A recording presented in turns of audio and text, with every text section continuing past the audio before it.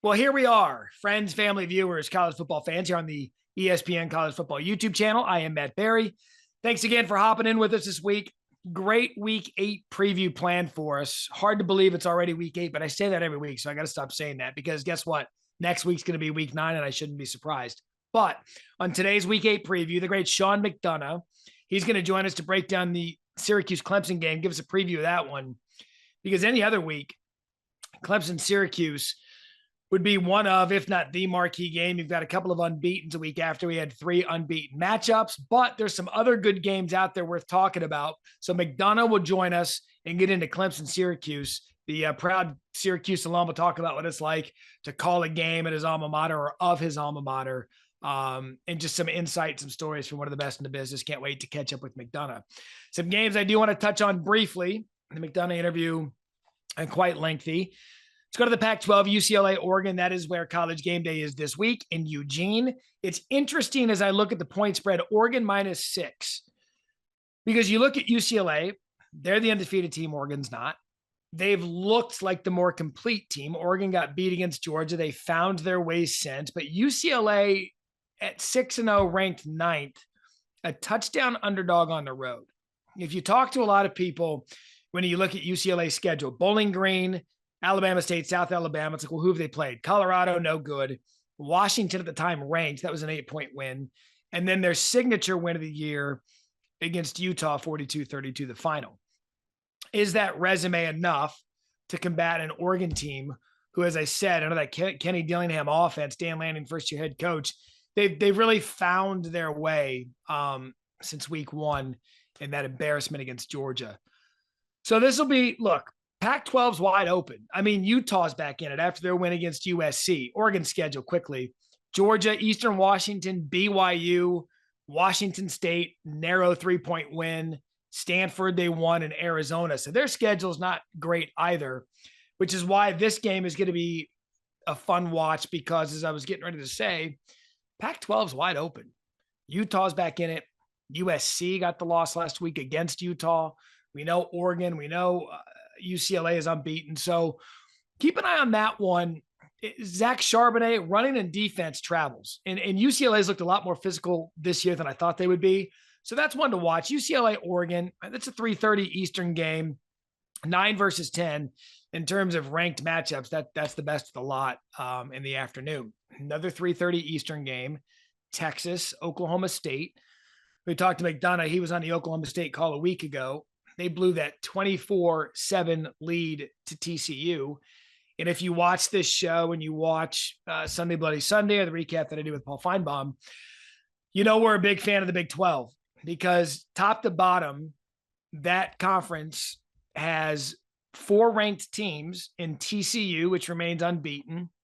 They've got Kansas State this weekend, who is also unbeaten in conference play, 5-1 overall. Texas has found their way, 3-1 in conference, 5-2 overall. And Oklahoma State still in it, 2-1 in conference, 5-1 overall. And so there are a lot of games left to play because the league doesn't have divisions anymore. It's a round robin type tournament to get into the Big 12 championship, which lends itself to a rematch. And so you look at both marquee Big 12 games this week, TCU, Kansas State matchup, Texas, Oklahoma State matchup. There's so much football left to play. And that one, keep an eye on that one, because if Texas finds a way to win this game and beat Oklahoma State and send Oklahoma State to a second consecutive loss coming off that heartbreaker against TCU, I'm here to tell you, with what they did against Alabama, I know they lost on the road in overtime to Texas Tech. Texas is a scary out. I think 2 losses ultimately takes them out of the college football playoff discussion. But if they go to 6-2, 4-1 in conference, there's just something about that team right now with Quinn Ewers back at quarterback and Bijan Robinson, in my opinion, the best running back in the country. So Texas, Oklahoma State, 3:30 Eastern on ABC. Bounce back week for Alabama. They had the heartbreaker against Tennessee at the game-winning kick. Chase McGrath, 40-yarder, 42-yarder, something like that, sends Alabama to their first loss of the season, 6-1 overall, 3-1 in conference play. They get back home to take on Mississippi State, who had an awful loss against Kentucky last week. And You heard Feinbaum say it on our weekly recap, how there were a lot of people that thought perhaps Mississippi State was the quietest, best team in that league. Can't say that anymore after the loss to Kentucky. And it's a bounce back for Alabama. Look, Saban said it in his post-game press conference. It's not cliche to say that everything's there. It is. If they win out, they win the West, they go to the SEC championship where they get a rematch with Tennessee or Georgia. And so you just have to wonder with the close game against Texas A&M, the close game against Texas, and then the loss last week to Tennessee. If you remember on this preview a couple of weeks ago, I was like, who are they? Let's get to know Team X. I think it's another get to know week for Alabama, coming off what they did last week against Tennessee, against a Mike Leach team. The way he spreads the ball out with Will Rogers at quarterback, you know they're going to want to bounce back from that loss a week ago to Kentucky. So that one's 7 p.m. Eastern on ESPN. Mississippi State, Alabama has potential for a lot of chaos in football, because now if Mississippi State loses it, 2-3 in the SEC, 5-3 overall, and that would be a bad look for Mike Leach, who had started the season with so many expectations. So a lot to play for there. In the last SEC game I want to get to, Ole Miss LSU. This one, 3:30 Eastern. Ole Miss 7-0, ranked 7th in the country. LSU goes on the road to the Swamp a week ago and beats Florida. For some reason, Vegas and the Sharps love LSU minus 1.5. And I'm here to tell you this. I've said it for the last 2 to 3 weeks. Ole Miss is the quietest, undefeated top 10 team in the country. The meat of their schedule's coming. They don't win pretty, but they win. If Lane Kiffin can go into Baton Rouge at 3:30 Eastern and get this win, you need to contend with them, because they're a legitimate football team and they're going to be legitimate in that SEC West. However, if Jaden Daniels last week, the Jaden Daniels that went into the Swamp and beats Florida, if that Jaden Daniels shows up, it's time to start reconsidering LSU in the SEC West. They lost to Florida State. They had a bad loss to Mississippi State. This team still has enough in front of them. So this one in the West is one to watch, simply because Alabama's already got a loss. Ole Miss remains undefeated. LSU with a loss in league play, but still in the conversation. Mississippi State kind of on their way. They lost to Kentucky and LSU. This is a fascinating week of college football. Don't dismiss week 8 because week 7 was so good. These are just a few of the games to watch and what I expect to be another great weekend in the sport. As I said earlier, so excited for this week's preview to be joined by the great Hall of Famer, one of the best play-by-play guys in history. Is that all the bullet points you sent me, Sean? Thank you for reading that just as I wrote it out for you. That's perfect so far. But don't stop while you're on a roll. The awesome Sean McDonough, kind enough to join us this week. I wanted to get him on for a couple of reasons. Part one, just to assess the college football season at this point. Part two, he's done it before, but getting the unique assignment of calling a game of your alma mater, who just happens to be having a good season to this point. So, Sean, first of all, thanks for hopping on with us. My pleasure. Always good to be with you, my friend. It's a little bit better on a golf course, but we can settle for Zoom. Yeah, well, like Zoom is kind of the new thing. Like, people got so lazy once Zoom became a thing, right? It's like, oh, you want to have a meeting? Zoom. You want whatever happened to a conference call? Well, that's also true. But at least this way we can see each other, right? That's true. Yeah, on the conference call, like if you ask me annoying questions, now I'm going to have to hide my disdain for you. Whereas on a conference call, I can kind of go, no one would know. That just don't be the guy where you think you're muted. Don't be the guy where you think you're muted and you're unmuted. That could ruin a conference call immediately. All right, I digress. That could ruin some careers too on these Zooms from stories that we have probably both heard and read. Now we're going down a dangerous path, you and I. Let's get back to the fairway, as it were, in football. Week 7 was an all-timer because of the matchups that you had. Where do you think we are right now, big picture, after the chaos we saw in week 7? Well, it was great. Obviously the Alabama-Tennessee game was the headliner. Never have I done a game that I thought was as exciting as the one I did Saturday, and had the feeling of dread that there probably aren't many people watching this. We had Oklahoma State and TCU, which was a great overtime game between two teams ranked in the top 13. So, it was a great weekend all the way around for college football. I think it sets us up for a great second half. I still think, the teams that you kind of traditionally expect to be there in the college football playoff era are there. Mm-hmm. Alabama, as Nick Saban made it a point to point out very quickly after they lost, still has kind of everything ahead of it. If they win out, they're going to be in the playoff. So they're certainly not out of it. Clemson, who we have on Saturday, I think has already played the hardest part of its schedule. Now they play an undefeated Syracuse team too, but they've already played Wake Forest and NC State and Florida State. So they've played a lot of the best teams in the ACC already. I think they're in great shape, especially if they get by this weekend, to be in the playoffs. So as much as we like to think, well, it's sort of open, it's really not that open. Yeah, I mean, talk about that, because you did have TCU Oklahoma State, which at one point it was a blowout, 24-7. TCU comes storming back. Is TCU in this thing? Are they legit based on what you saw? Because they're kind of that one team that's on the outside that people aren't really talking about much. I think they are legit because I think the Big 12 is really good. So I think if they keep winning, they're going to have an excellent strength of schedule. I mean, we were talking to the two coaches this past week, Coach Gundy and Coach Dykes, about the Big 12. I mean, Kansas was picked to finish 10th in their league, and they're a really good team. There's no easy outs in that league. So, I think if they continue to win, I'm not sure that a one-loss TCU team would get in. Obviously, a lot of it depends on what else happens. Although last year we did the Big 12 championship game, Todd Blackledge and Molly McGrath and myself. And, Oklahoma State had one loss, and there was a lot of talk as we were doing the game that if they won that game against Baylor, they probably would have been the fourth team in, and maybe undefeated Cincinnati would have been out. So who knows, the way it all plays out. But I do think that the Big 12 is sufficiently strong that if TCU could get there with no losses or one loss, they'd have a great chance. And I think they're talented enough to do that. They have a good team. That's a legit team. The Max Duggan story in and of itself, wasn't the starting quarterback to start the year. It seems to be a perfect marriage with Sonny Dykes. I mean, there's so many stories out there. Even Kansas State, who TCU has this weekend, has been a good story with Chris Kleiman and Adrian Martinez coming in from Nebraska. So we're never short on storylines in this sport, which is a segue to Syracuse this week, taking on Clemson. I mean, let's go to the game first.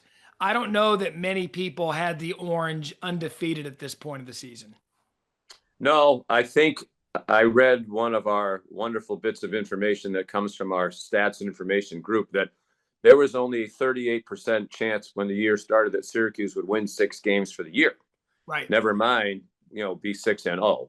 The schedule was pretty favorable, but they also, I think when you're a program where Syracuse is right now, I know you had Dino Babers on SportsCenter, and you're trying to have that year, you got to win kind of all the 50-50 games that look like that going in. And they beat Louisville to start the year, very convincing. They beat Purdue in a close game that it helped that Purdue kind of had a meltdown at the end of the game with some penalties that certainly helped. They didn't play particularly well against Virginia, but they won the game. All those games were at home. So the schedule has been very, very favorable to them, to their credit. They've defeated everybody.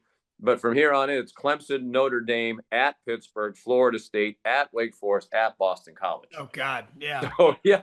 So, very nice to get to 6-0. But, you look at the rest of it, and I haven't talked to our FPI people, whoever they are, but, I would think Syracuse will actually be an underdog in several of those games, maybe most of those games that I just listed off. Yeah, the one that stands out, Boston College, they should win. Maybe Florida State based on what's going on with Norvell and that team, but I would agree with you that Notre Dame, Notre Dame's beatable. Yeah. If you can lose at home to Marshall and Stanford, no offense to those two programs, you can certainly lose inside the fabulous JMA Wireless Dome or whatever we're calling it now. Has a great ring to it, doesn't it? Ooh, I see what you did there. Yeah, it's a great company, local company. Appreciate their support of Syracuse University. But it'll always be the Carrier Dome to some of us who were there on opening night in the Carrier Dome. Oh, what night was that? That was fall of 1980, my freshman year on campus. The Carrier Dome opened, and the funniest part about the whole deal, it was a great night, very exciting night for somebody like me who was on campus for about 3 days. But the Carrier Dome, named for an air conditioning company, had no air conditioning, and it was about 140 degrees inside the dome. They just added air conditioning within the last year or two. I don't know if you ever did a game up there early in the year, but it's sweltering hot, or at least it was before they added the air conditioning. But now it's climate controlled. So post Carrier sponsorship is when they got the AC in? Yeah, kind of weird, but yeah, Yeah. that was the timing of it. Look, when you look at it's a great home court field advantage for Syracuse. Babers talked about it on SportsCenter. We've had the good fortune of being here at home. He also said he doesn't mind being at noon in a place like Clemson that historically can get loud. And if you're going to go to a road environment like that, perhaps if you're Syracuse, you're thinking, well, it's a nooner. Maybe they won't be as hydrated as typical. Maybe there'll be some late arrivals. It sets up okay, better than night, right? Oh, yeah, I think so. There's a little history there, too. I mean, you'll recall Syracuse won up in the Dome in 17, and then our group did the game in 18 when it was Trevor Lawrence's first game as the quarterback. Kelly Bryant had quit the team earlier in the week when he found out he was no longer going to be the starter. They were going to put this freshman in, very talented freshman. He got hurt, I believe it was in the second quarter. Yeah. They put Chase Bryce in.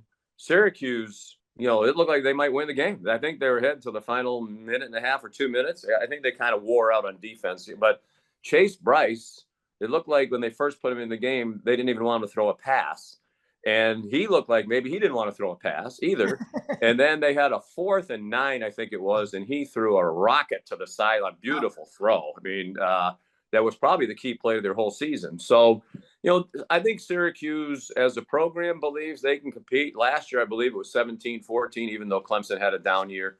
So, there have been some close games. Yeah, I was surprised that Syracuse was only a 14-point underdog. And no offense to them. Yeah. I just don't think they've really proven it yet against an opponent of this caliber. And you got a Clemson team that has the longest winning streak in the country, the longest home winning streak, tied for the longest in the history of the ACC, and that playing really well. I mean, last year, Matt, when they were 4-3, they were averaging 20 points per game, and in one of those they scored 49.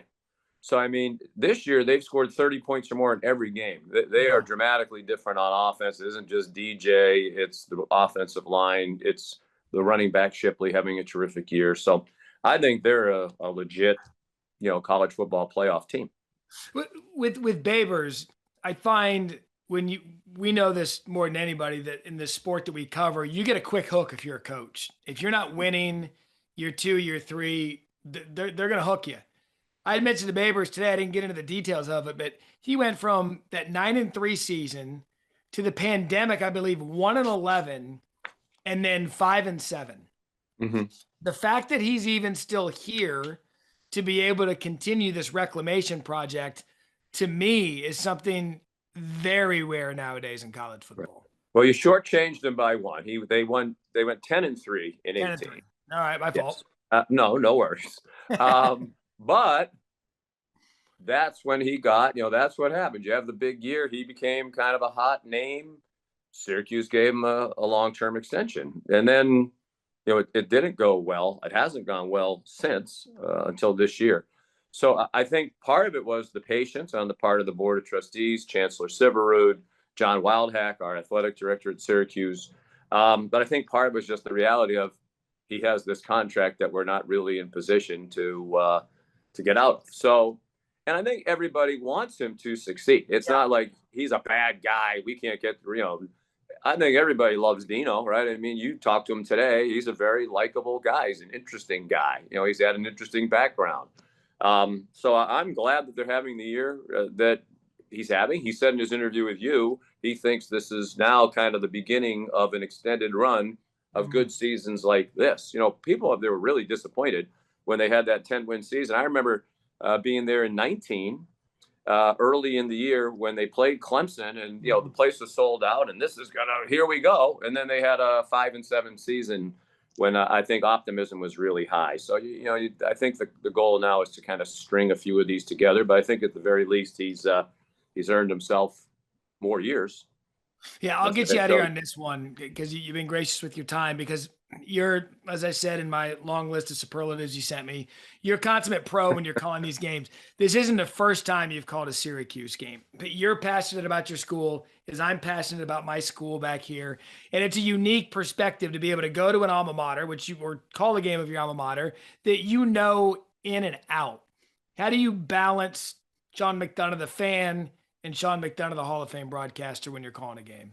Well, I'm not going to lie, and I'm sure you've experienced this in your. I don't know. Have you ever done an Arizona I State have game? not. No, they Yeah. don't Well, play that'll in. be the true test. It's not easy, and yet it sort of is, because I'm sure you find in the games that you do, and you're a terrific play-by-play person, by the way, in your own Oh, right. I I love appreciate that. Thank watch. you. Yeah, I've said that to you before, but it's true. The the I think you get so focused on what you're doing when you're calling the game, Mhm. because there's so much going on. We people think we just stand up there and watch the game. And I say to friends of mine, say, "Tough job. You only work three hours a week." It's like, okay, come do the preparation with me. Right. And we'll talk about that and watch all the films and talk to all the players and read all this stuff. It's a week-long job, as you know. But you're not. It's almost like you don't have enough attention span. You don't have enough energy to expend on the fan part, Right. because you're so focused on just doing the job. And we owe it to the people who are watching to call it straight down the middle. It's hard. There are times, sometimes I've done Syracuse basketball games. I've done a lot more SU basketball games than football games in recent years. I find myself trying too hard to go the other way. Like, make Yeah. sure I sound Yeah. excited when the other guys score. But an example from the game down there when Syracuse almost won, that was one of the best games I've ever done, not just because it was Syracuse, but it was just a great game. Syracuse late in the game got on a key play where they're going for it. I believe it was on fourth down. They got it, and they had an ineligible man downfield penalty. And yes, the fan, Sean McDonough, was really not happy about it. But in my head, I'm saying, what would you say if this wasn't Syracuse? Right. And I would still have said, I think it's baloney, because, as you know, you can call that, especially in this age of RPOs, on almost every play. Every time. Right. To throw it at the end of the game on a key fourth down with the team going for a big upset, on the other team's home, but I tempered what I said just to avoid he's only saying that because he's a Syracuse person. He's biased. I love Syracuse, would never hide it. But it's our job to be fair and impartial. And I love Clemson, really too. We've done, Dabo's awesome. The people there are great. We've done a lot of Clemson games. I think they've probably only lost one game that I've ever done at Pittsburgh last year when they were in that 4-3 start. Sorry to keep rambling, but I know you're trying to get me out of here on this, and apparently I know you've got to stay. No. But it is difficult. But it is. When it's other teams, I never have to think, don't react emotionally because people are going to think you have a bias. When it's Syracuse, you do have to run that thought through your mind. Is this really how you feel, or is this the fan part of you kind of getting a little too carried away? And it's funny, even when you're calling games in the limited games I've called, people think no matter what, you're leaning one way. I could have zero connection to the university. Is so right. To anybody who's watching this, we don't care. I don't care. The greatest thing was, and I'm not on Twitter, but the greatest thing was during the NHL finals, having an equal number of people on social media say, I was biased against the Rangers and I was biased against the Tampa Bay Lightning. That's beautiful. In the Eastern Conference final, and the same thing in the Stanley Cup final. So I guess when an equal number of people on both sides think you're biased against their team, you're actually right down the middle where you want to be. You've exactly done your job at that point. So noon Eastern, ABC, the University of Phoenix of Central New York, taking on the Harvard of Central New York, which I should patent, by the way. I believe I'm the first person who said that, and I'm still the most common practitioner of it. It's a wonderful school. You jab the Syracuse weather when you talk to Dino. Not every place is Tempe, Arizona, as we both know. But but the weather in Syracuse isn't really much different than most other places in the Northeast and the Midwest and other places where it gets cold and snowy. And it's an awesome place, and I'm excited to have the opportunity to do the game. I should also warn you, since you're not on Twitter, it was going around this week. I think it was 7-year happy anniversary to Michigan State, Michigan. Is that right? Yeah, so your 2015. call was your call was all over the internet this week. Yeah. He has trouble with the snap. Yeah, amazing. You know, if you're around long enough, you might get lucky enough to be around when something like that happens.